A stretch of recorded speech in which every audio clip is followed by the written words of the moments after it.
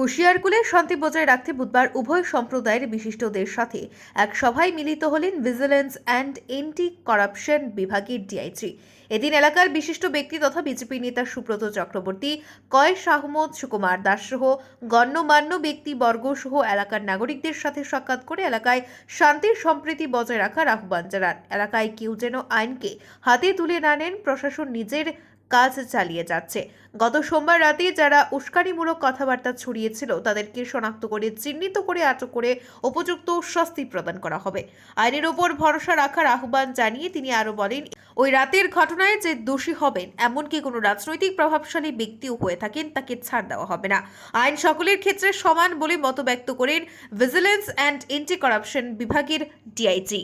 শুধু দর্শক, খবরটি দেখার আগে আপনারা আমাদের আজকের বরাক ইউটিউব সাবস্ক্রাইব এবং ফেসবুকে ফলো করতে ভুলবেন না কিন্তু। উল্লেখ্য, কাছাড়ের পশ্চিম কাটিগড়ার কুশিয়ারকুল বাজারে গত সোমবার রাতে গুজবের জেরে সাম্প্রদায়িক উত্তেজনা দেখা দেয়।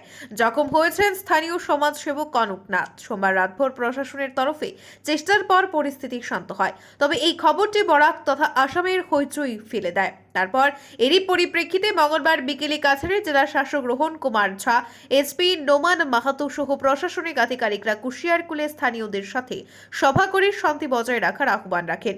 এরই সঙ্গে ওই এলাকায় পুলিশ, সিআরপিএফ, নিরাপত্তা রক্ষীদের মোতায়েন করা হয়। এরপর বুধবার একই এলাকার ছুটে যান ভিজিলেন্স অ্যান্ড এন্টি করাপশনের বিভাগের ডিআইজি ওয়াইটি কৃষ্ণ। বুধবার রাতে এই প্রতিবেদন তৈরি করার সময় এলাকায় শান্তি বজায় রয়েছে। বিজেপি জেলা সদস্য বিপ্লব কান্তি পাল, বিজেপির দুই মণ্ডল সভাপতি যথাক্রমে নিত্যগোপাল দাস ও সুব্রত চক্রবর্তী, কাটিগড়ার বিধায়ক খলিল উদ্দিন মজুমদার সহ সচেতন মহল শান্তি সম্প্রীতি বজায় রাখার আহ্বান জানিয়েছেন।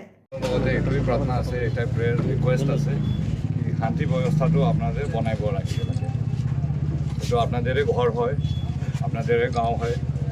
যে মানুহ আছে যার লগতে হয়তো আজি একটা কথা বেয়াকে হৈ গৈছে, কালি দুই কথা পাতে এত হৈ গৈছে, আপনাদের ভাই বন্ধু হয়। ঠিক আছে তো, অহাকালি কিবা দিগদার পড়িলে, কিবা মুশকিল পড়িলে বাইরের পৰা কোনো মানুহ নাহিব। ঠিক আছে তো, যে ওচৰতে আছে সেই মানুহ ধর্ম যিয়েই হোক, জাতি যিয়েই হোক, সেই মানুহটো থাকিব। ঠিক আছে তো, আমাদের কারণে এটাই ভালো হয় কি আমি সব মেলমিলাপ করে পেলাই, একলগ হয়ে পেলাই হয়ে থাকে। আপনার জানে গোটা অসমত এতিয়া মানে পরিস্থিতি ইমান ভাল নাই। ঠিক আছে তো।